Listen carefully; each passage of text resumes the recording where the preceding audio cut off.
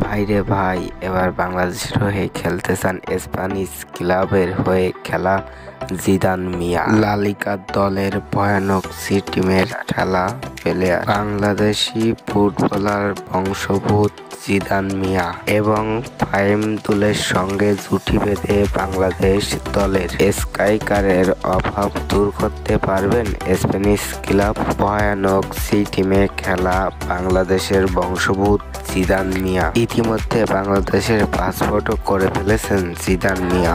ফাহিম দুলকে ডাকলেই সাড়া দিবেন জিদান, তবে এখনো বাংলাদেশ ফুটবল ফেডারেশন অফিসিয়ালি যোগাযোগ করা হয়নি জিদান মিয়া কিংবা তার পরিবারের সঙ্গে। প্রিয় ভাই বিরাদাররা, এতক্ষণ সাথে থাকার জন্য অসংখ্য ধন্যবাদ এবং ভিডিওটি ভালো লাগলে অবশ্যই লাইক, শেয়ার, কমেন্ট এবং চ্যানেলটি সাবস্ক্রাইব করে পাশে থাকবেন।